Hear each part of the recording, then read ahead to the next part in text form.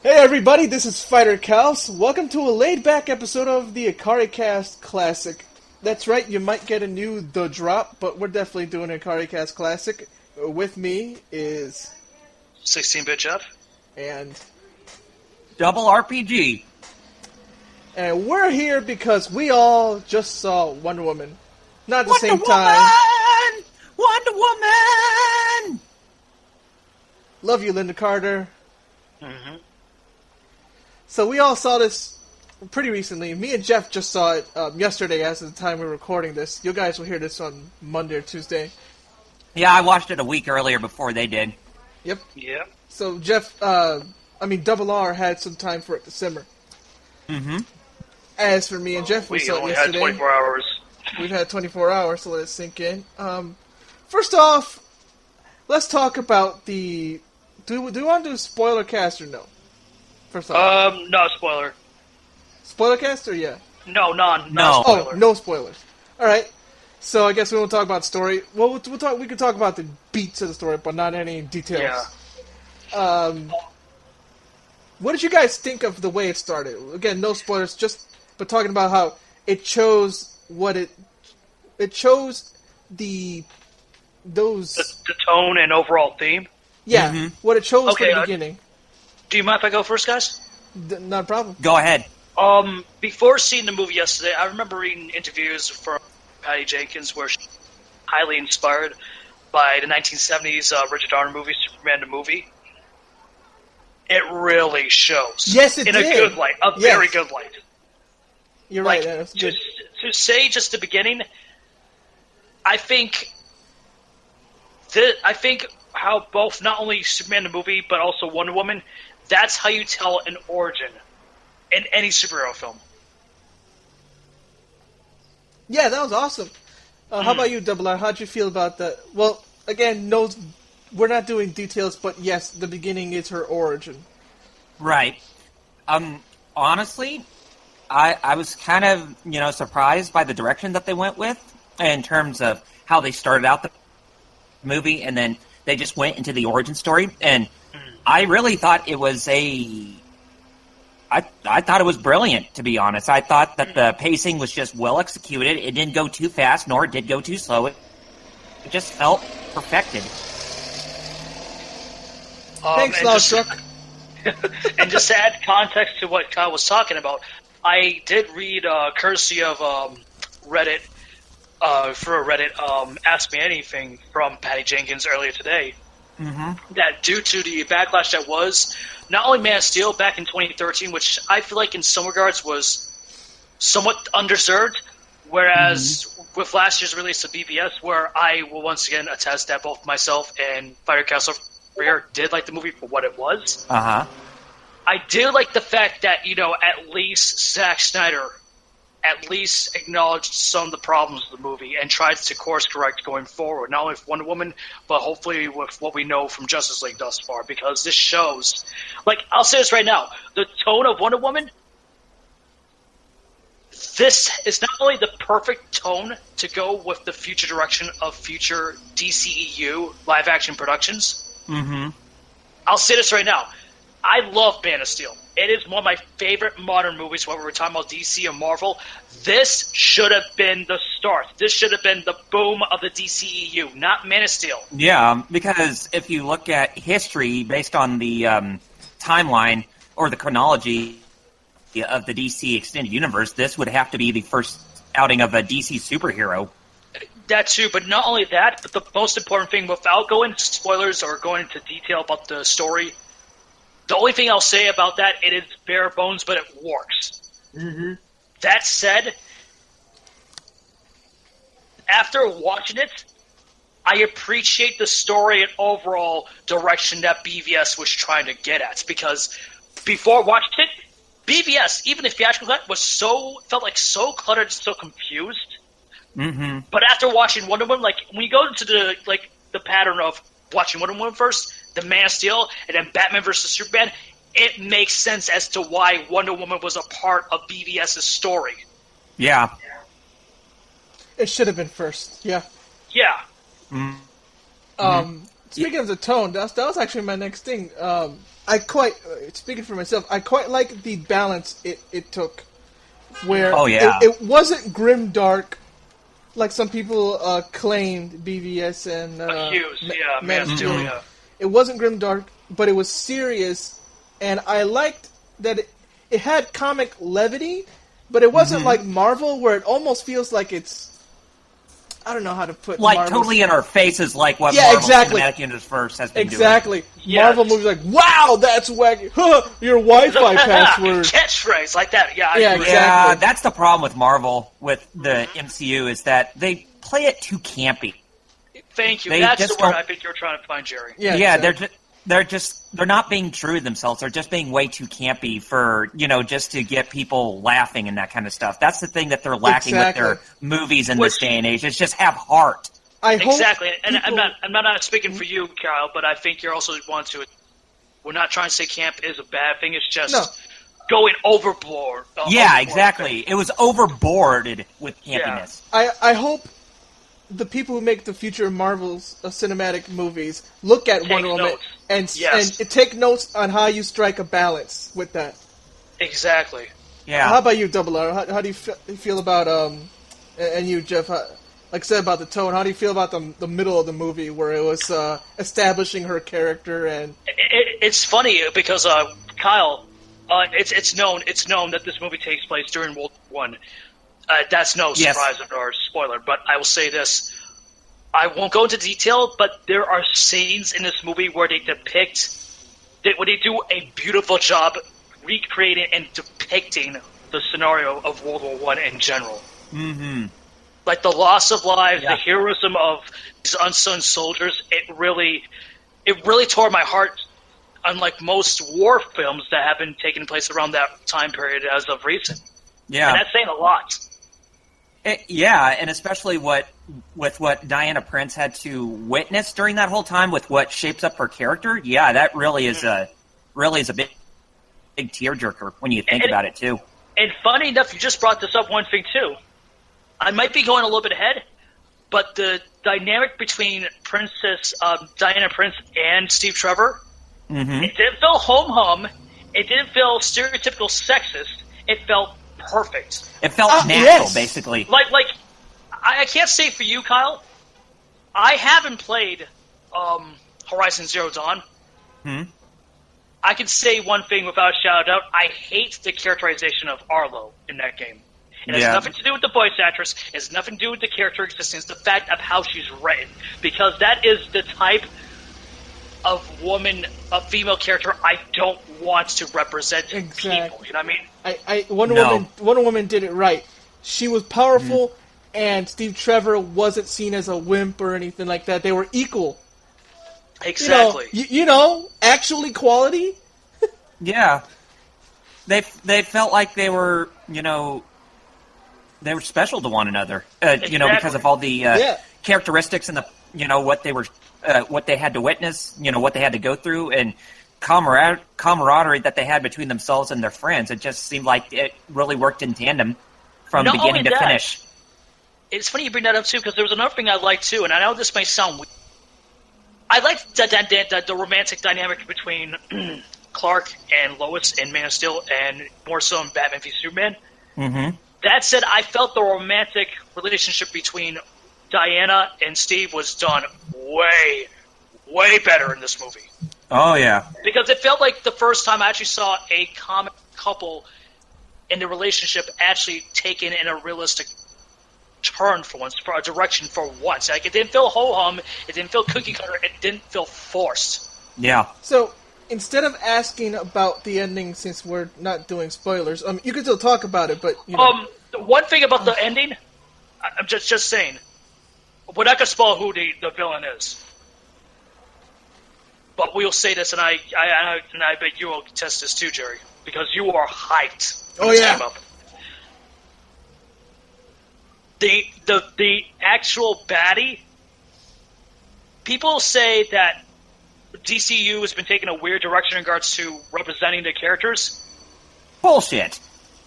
There has been some. There's some I agree with, like, for example, Suicide Squad. That said, Wonder Woman the main baddie, holy shit. I'm sorry I swore, but holy shit. This is the first time I actually saw a villain in the DCU look like they jumped straight out of the comic panel. Oh, I was marking out for that. Like, the last time I saw that happen was with Loki with the very first Thor movie. Yeah. So he's like a villain that, was just pure evil to the T. I mean, they didn't act very cliche like the ones in the Marvel Cinematic Universe. True. So that was what I was getting at about Jeff. You kind of skipped that. Since we're not talking about details of the ending, I was going to ask, what did you think of the villains in the story? Oh, so it kind of tied in, but yeah. That's why you let me talk first. The host. But go ahead. Sorry. But when it comes to the villains, I felt they were a little cookie-cutterish with how they were portrayed, especially one particular scene with the general. We're not saying who they are, but the other two. Yeah, they are very... we're talking about the ones that have been shown in trailers and in the ads. Yeah, the ones who got shown more than Dr. Poison and what was the general's name? Oh, God. Loot. That guy. The guy who's being...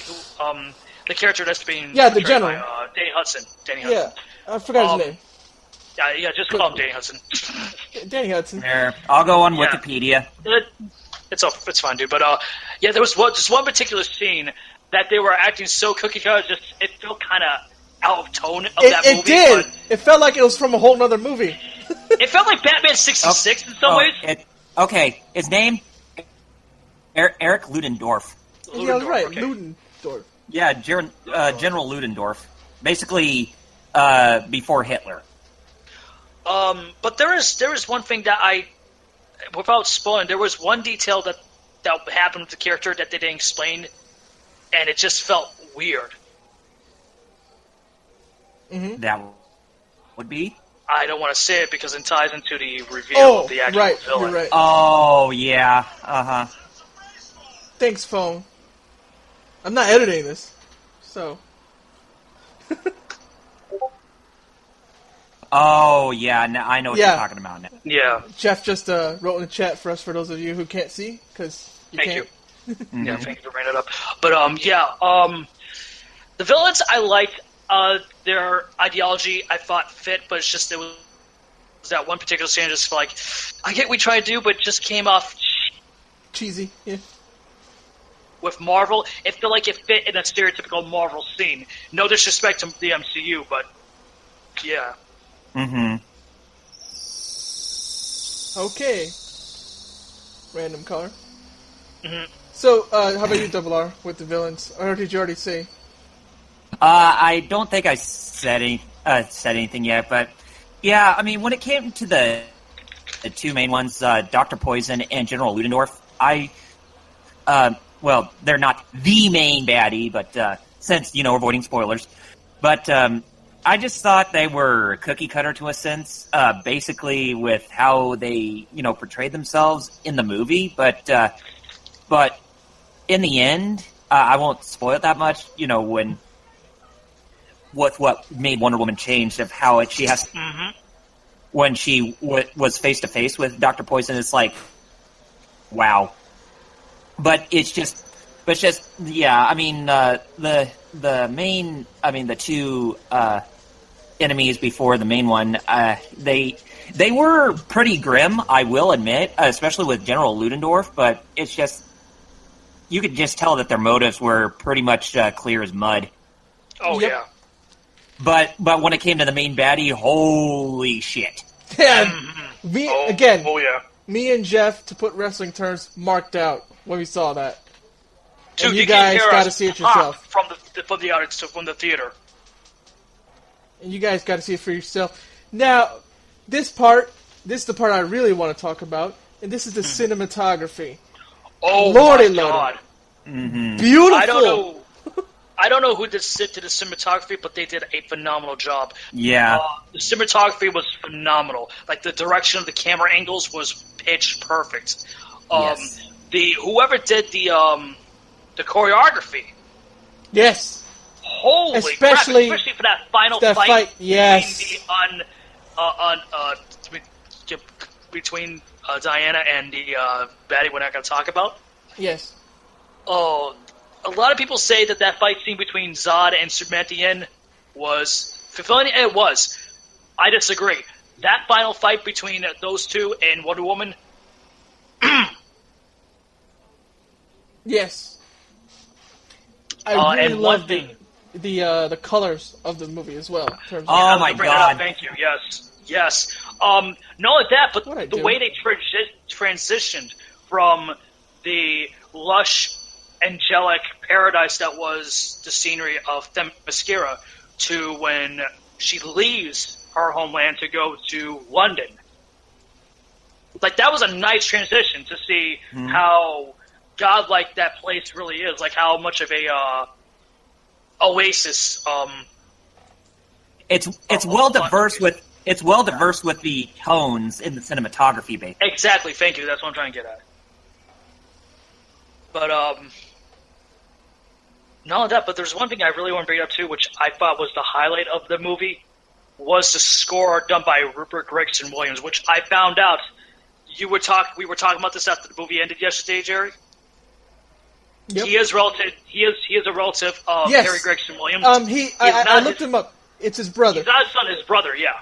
The Metal Gear Solid music guy, basically. It's his brother.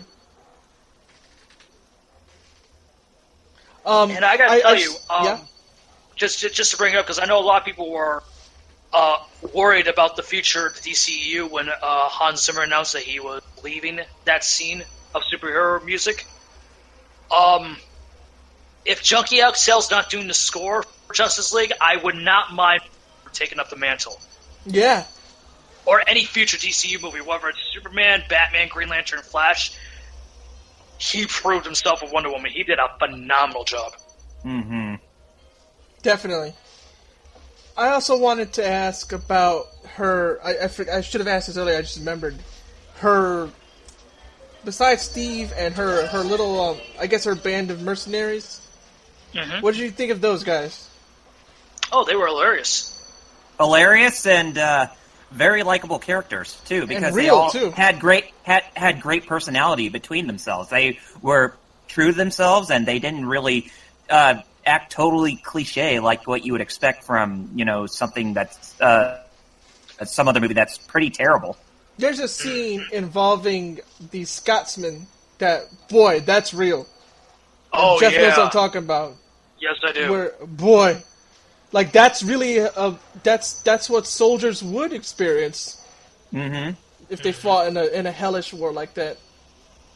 Oh yeah. Especially with that PTSD he was having too when he was trying to snipe the Germans or whatnot. That's the scene I was talking about. Yeah. Mm-hmm.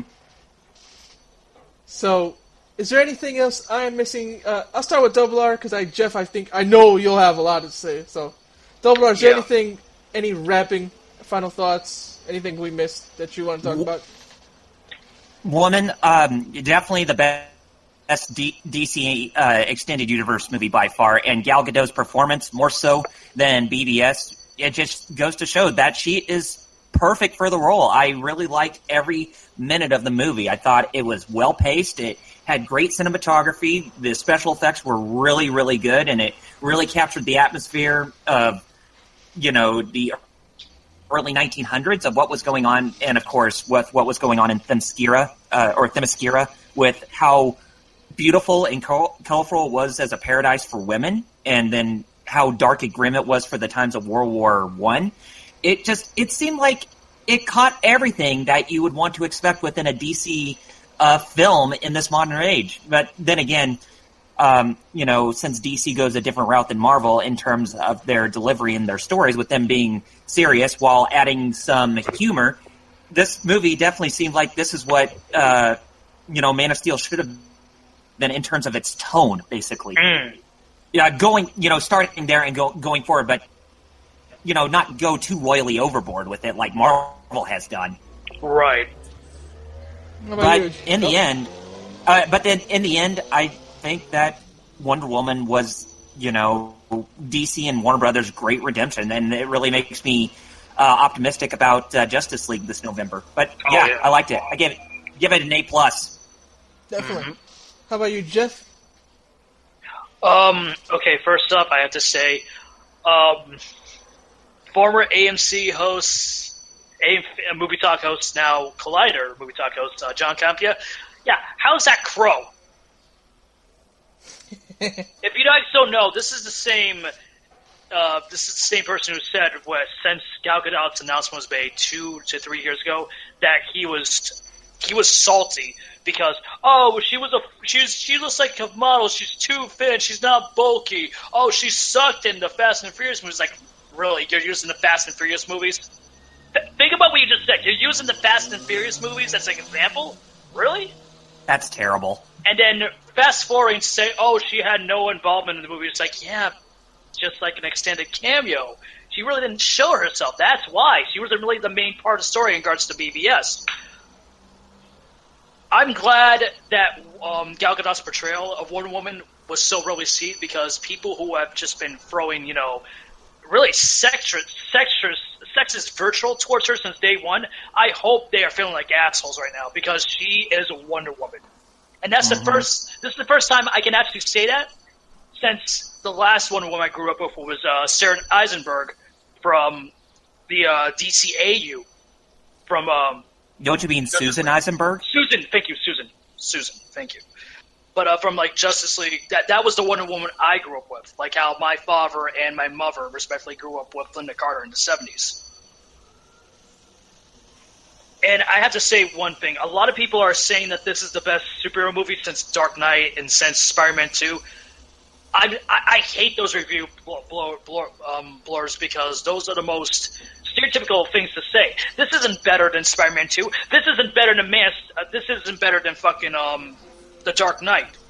This has been the best superhero movie we got since both Superman the movie and Batman 1989. Mm-hmm. I said before, I said again, this needs to be the staple. This needs to be, going forward, the direction that both Marvel and DC need to take notes from. Yeah. I give this a 5 out of 5. All right. And you, Jerry? I don't think there's anything I can add I can say that you already haven't said. I love the cinematography. I love the fight choreography. Boys, it's a pretty movie. And as for the story, there was a part where me and Jeff cried. Jeff cried. I teared up. It's that good. And like Jeff said, this should be the movie that both future DC and Marvel movies need to look at and take notes from. Mm-hmm. And I loved it. And you want to know what the ironic thing is that this movie is actually more critical acclaim than most of the other Marvel movies by far. I know. That's the funny thing. And we don't hate Marvel movies. It's just, exactly. It's just, but that doesn't say they're above criticism, Right. That's what we were doing, especially comparing it to Wonder Woman. With that all said, what? You're asking we have any additional things to add before we wrap up, right? I got a question for both of you guys. Are you going to buy it on Blu-ray when it comes out? Oh, I am. Absolutely. Oh yeah, definitely. Get the chance, yeah. It's funny, just to wrap up my overall thoughts. I don't hate Man of Steel. I love that movie still, even though it's my second favorite from this universe, funny enough, because of Wonder Woman. That Steel? said, yeah, no, Man of Steel, Superman. No, I was just being funny. I know. I said I didn't hear it Steel. first because of the connection cut out. That's why. Steel? That's like what a Southerner would say for still. Steel? Yeah. Yep. but Man of Steel is a great movie, but there was some character beats in that movie that I felt was somewhat uncharacteristic, like Superman in that movie. It's funny that Wonder Woman was more of a Superman-like character in her own than how Clark was portrayed in Man of Steel. And I'll say this right now. Unlike with Ghostbusters 2016, I see Wonder Woman being more of a proper model for future for the future of kids. Like, I can see kids being inspired by this movie, unlike that movie that came out last year. You know what I mean? I would see it more of as a proper blueprint of how to develop strong female characters in film. That's what I meant to say. Yeah, that's what I was getting at. Thank you. Mm-hmm. Like, it's funny because I can see little girls and women being inspired by this movie, like how I was when I saw Superman the movie for the first time at the age of 4 on VHS. You know what I mean? Mm-hmm. But overall, this is a phenomenal movie, and I'm definitely buying it on Blu-ray when it comes out later in the year. DC, Patty, Jeff Johns, or I like to say Jeff Johns because he sounds. I don't know why, but the name overall, it sounds like a car salesman for some reason. It's like, hey, Jeff Johns. But in all seriousness, from a DC fan since as a young child and just an overall comics fan, thank you for the bar in my heart for doing a Wonder movie, not only in the live action space justice, no pun intended, but I would even say this is a better representation of how she was portrayed in the 2009 animated film. And I love that film, mind you. Any final thoughts, Kyle? Well, yeah, we already said ours. And then you said yours, and then you went back to saying your final thoughts, and I was like, "What?" Yeah, okay, so I'm done on my end. I was going to start plugging. Great movie. Okay. Well, you got Anyway. what do you got to plug? What do you got to plug, Jeff? Well, personally, you can check out and keep up to date on what I'm planning to do over not Twitch, twitter.com/16bitjeff. However, since starting tomorrow, we'll be doing our E3 stream with Microsoft. Check it out over at twitch.tv/thegeekfighter, the Game Riffers.